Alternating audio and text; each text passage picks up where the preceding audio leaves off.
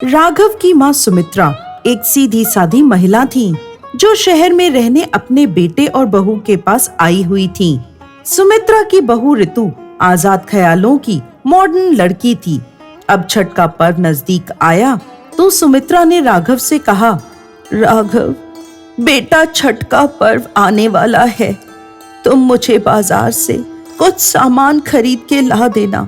ठीक है माँ, आप मुझे बता दीजिए क्या क्या लाना है, मैं शाम को आते हुए ले आऊंगा। शाम को जब राघव घर वापस आया तो छठ पर्व का सभी जरूरी सामान खरीद कर लाया। यह सब देखकर ऋतु पूछती है, अरे अरे राघव, ये सब तुम क्या ले आए?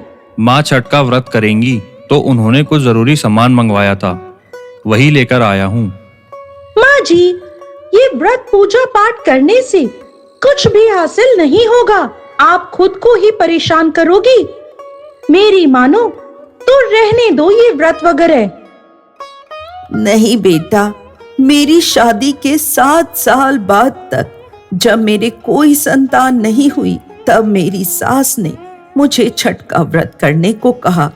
लगातार 2 सालों तक मैंने छठी मैया का व्रत किया। इसके बाद छठी मैया के आशीर्वाद से राघव पैदा हुआ। मेरी मानो तो तुम भी ये व्रत कर लो, तुम्हारी शादी को भी 4 साल होने को आए।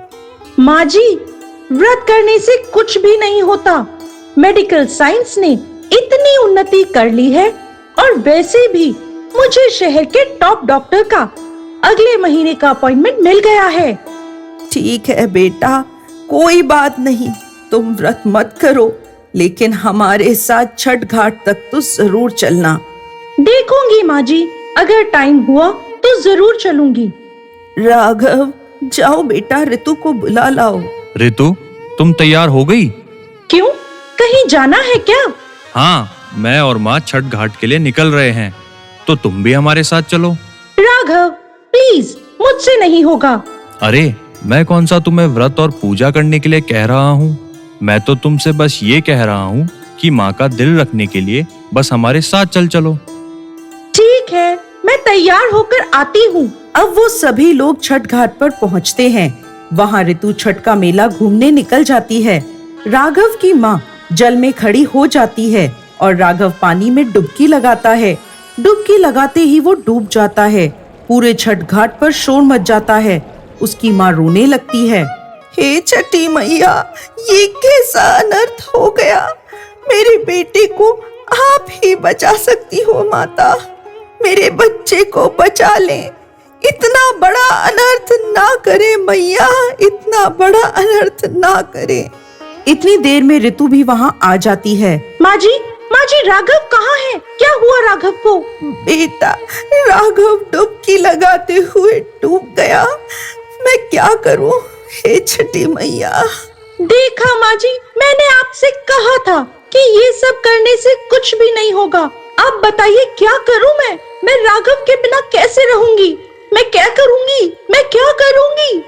हे छठी मैया, मैंने तो हर साल आपका व्रत पूरी श्रद्धा से करा है, लेकिन ये आपने मुझे किस बात की सजा दी है?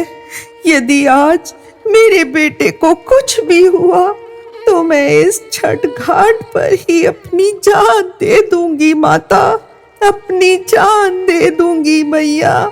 इतनी देर में पानी की एक लहर के साथ राघव किनारे पर आ जाता है और तेज गर्जना के साथ छठी मैया प्रकट होती हैं और कहती हैं, मैं कभी भी किसी का भी अहित नहीं करती। ये सब मैंने तुम्हारी आंखों से अज्ञानता का पर्दा हटाने के लिए किया है। मैं हमेशा अपने भक्तों की रक्षा करती हूँ। इस कलयुग में भी जो भक्त मेरी पूजा पूरी श्रद्धा के साथ करते हैं, मैं उनकी सभी मनोकामनाएं पूरी करती हूँ। ऐसा कहकर छठी मैया अंतर्ध्यान हो गई। ऋतु हाथ जोड़कर अपनी सास से माफी मांगती है। माँ जी, मुझे माफ कर दीजिए, मुझसे बहुत बड़ी भूल हो गई माँ जी। अगले साल से हम सभी मिलकर छठी मैया का व्रत और पूजन किया करेंगे। जय छठी मैया।